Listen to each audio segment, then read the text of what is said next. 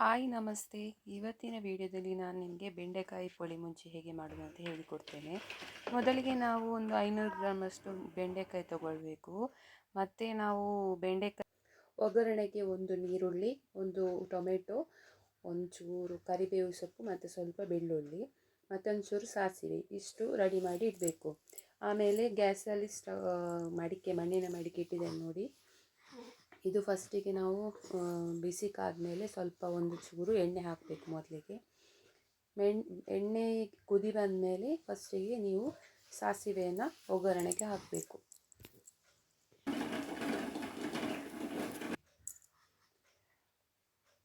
ಇಷ್ಟು ತರಕಾರಿ ಕಟ್ ಮಾಡಿ ಇಟ್ಟಿದ್ದೇನೆ.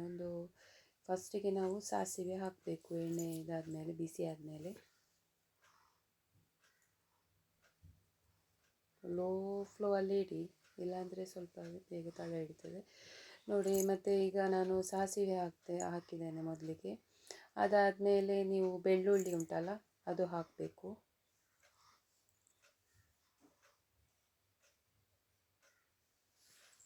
ಇಲ್ಲಿ 3 ಬೆಳ್ಳುಳ್ಳಿ, ಒಂದು 3-4 ಬೆಳ್ಳುಳ್ಳಿ ಹಾಕಿ ಒಗ್ಗರಣೆಗೆ.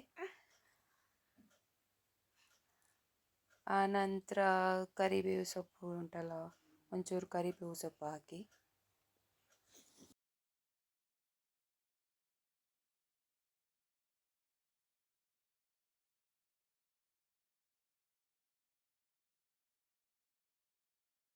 ಆನಂತರ ಹೆಚ್ಚಿಟ್ಟ ಒಂದು ನೀರುಳ್ಳಿ,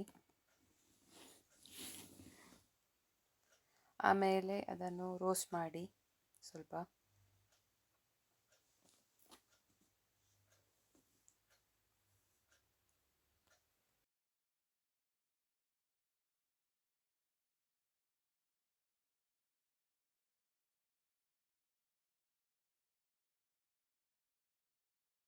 ಆಮೇಲೆ ಕಟ್ ಮಾಡಿದಂಥ ಒಂದು ಟೊಮೆಟೊ ಅದು ಸೇರಿಸಿ.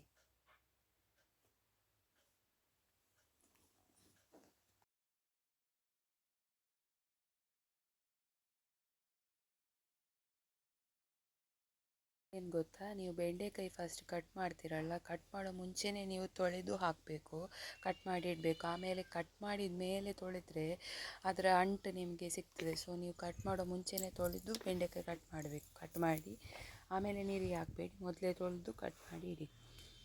ಈಗ ಬೆಂಡೆಕಾಯನ್ನು ಇದಕ್ಕೆ ಹಾಕಬೇಕು. ಇದರಲ್ಲಿ ನೋಡಿ, ಕಟ್ ಮಾಡಿದ್ಮೇಲೆ ನಾನು ನೀರಲ್ಲಿ ಹಾಕಲಿಲ್ಲ, ಹಾಗೆ ಅಂಟು ಸಿಕ್ಕಿಲ್ಲ ನನಗೆ, ಕರೆಕ್ಟಾಗಿ ಇದೆ. ಆಮೇಲೆ ಅದನ್ನು ಕೂಡ ಒಟ್ಟಿಗೆ ರೋಸ್ಟ್ ಮಾಡಿ ಇಡಿ.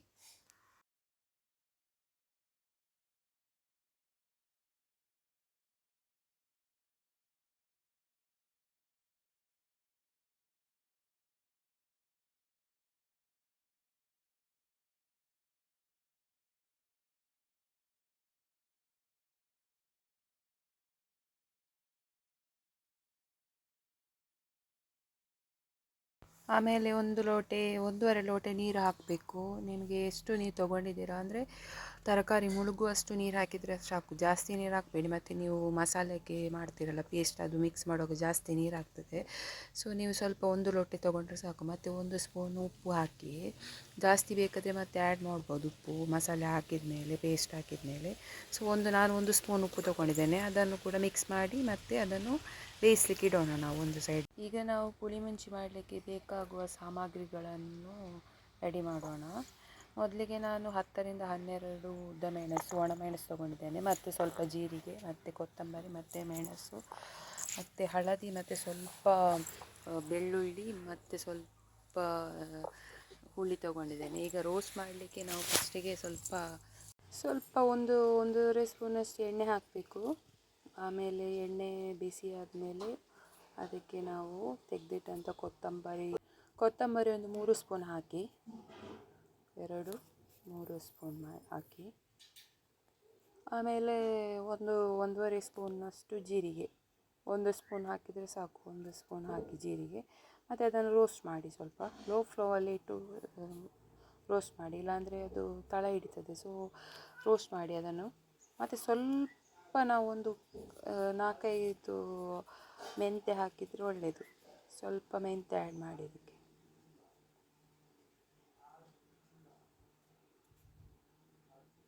ಮತ್ತು ಒಂಚೂರು ಬೆಳ್ಳುಳ್ಳಿ ಹಾಕಿ. ಆಮೇಲೆ ನೀವು ಇಟ್ಟ 12 ಒಣಮೆಣಸು, ಅದು ಮಿಕ್ಸ್ ಮಾಡಿ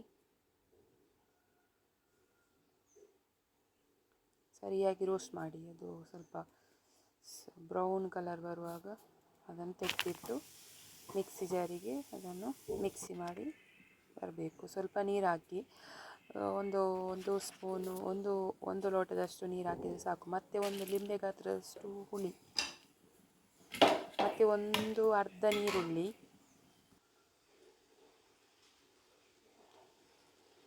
ಮತ್ತು ಸ್ವಲ್ಪ ಅರಶಿನ, ಒಂದು ಸ್ಪೂನ್ನಷ್ಟು. ಅದಕ್ಕೆ ಒಂದು ಸ್ಪೂನ್ ಒಂದು ಲೋಟ ನೀರು ಸಾಕು. ಒಂದು ಕಾಲು ಹಾಕಿ, ಒಂದೊಂದು ಕಾಲು ಲೀಟರ್, ಜಾಸ್ತಿ ಹಾಕಬೇಡಿ ನೀರಾದರೆ ಒಳ್ಳೆಯದಾಗಲ್ಲ ಪುಳಿಮುಂಚಿಗೆ. ಸೊ ಈ ಥರ ಪೇಸ್ಟ್ ಆಯಿತು ನೋಡಿ. ದಪ್ಪ ಇರಬೇಕು, ಸ್ವಲ್ಪ ನುಣ್ಣಗೆ ರುಬ್ಬಿ, ಸ್ವಲ್ಪ ಜಾಸ್ತಿ ರುಬ್ಬಬೇಕು, ಒಳ್ಳೆ ಪೇಸ್ಟ್ ಆಗಬೇಕು ಒಳ್ಳೆ. ಈಗ ಬೇಯಲಿಕ್ಕೆ ಬೆಂಡೆಕಾಯಿ ರೆಡಿಯಾಗಿದೆ ನೋಡಿ, ಬೆಂದಿದೆ. ಆಮೇಲೆ ಈ ಕಡೆದ ಮಸಾಲೆಯನ್ನು ಅದಕ್ಕೆ ಸೇರಿಸಿ. ಮತ್ತು ಏನಂದರೆ ಈಗ ಕೆಲವರು ಇದಕ್ಕೆ ಮೊದಲೇ ಹುಳಿ ನೀರು ಹಾಕಿ ಸೇರಿಸ್ತಾರೆ. ನಾನು ಡೈರೆಕ್ಟ್ ಕಡೆಯುವಾಗಲೇ ಅದಕ್ಕೆ ಹುಳಿ ಜಾಸ್ತಿ ಹಾಕಿದ್ದೇನೆ. ಸ್ವಲ್ಪ ಲಿಂಬೆಗೆ ಗಾತ್ರದಷ್ಟು ಹಾಕಿದ ಮೇಲೆ ಎಕ್ಸ್ಟ್ರಾ ಹುಳಿ ನೀರು ಹಾಕಬೇಕಂತಿಲ್ಲ. ಆಮೇಲೆ ನೋಡಿ ಈ ಥರ ಅದನ್ನು ಫುಲ್ ಮಿಕ್ಸ್ ಮಾಡಬೇಕು. ಆಮೇಲೆ ಸ್ವಲ್ಪ ನೀರು ಬೇಕಾದರೆ ಸೇರಿಸಿ, ಇದು ದಪ್ಪ ಉಂಟು, ಇನ್ನೂ ಕೂಡ ಸೇರಿಸ್ಬೋದು. ಒಂದು ಅರ್ಧ ಲೋಟದಷ್ಟು ಮಾಡಿ, ತುಂಬ ನೀರು ಮಾಡಬೇಡಿ, ಒಳ್ಳೆಯದಾಗಲ್ಲ ಪುಳಿಮುಂಚಿ. ಆಮೇಲೆ ಈ ಥರ ಇದು ಮಾಡಿ ಸ್ವಲ್ಪ ಕುದಿ ಬರಲಿಕ್ಕೆ ಇಡಿ.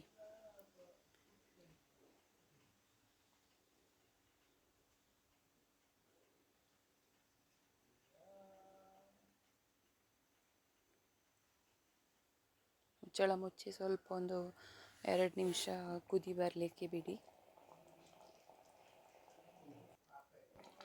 ನೋಡಿ ನಂದು ಈಗ ಕುದಿ ಬಂತು. ನಮ್ಮದು ಬೆಂಡೆಕಾಯಿ ಪುಳಿಮುಂಚಿ ಈಗ ರೆಡಿ. ಬೆಂಡೆಕಾಯಿ ಪುಳಿಮುಂಚಿ ರೆಡಿ ಆಯಿತು. ಈ ರೆಸಿಪಿ ನಿಮಗೆ ಇಷ್ಟ ಆದರೆ ಲೈಕ್ ಮಾಡಿ, ನನ್ನ ಚಾನಲನ್ನು ಸಬ್ಸ್ಕ್ರೈಬ್ ಮಾಡಿ. ಮತ್ತೊಂದು ವಿಡಿಯೋದ ಜೊತೆ ಸಿಗೋಣ. ಬಾಯ್.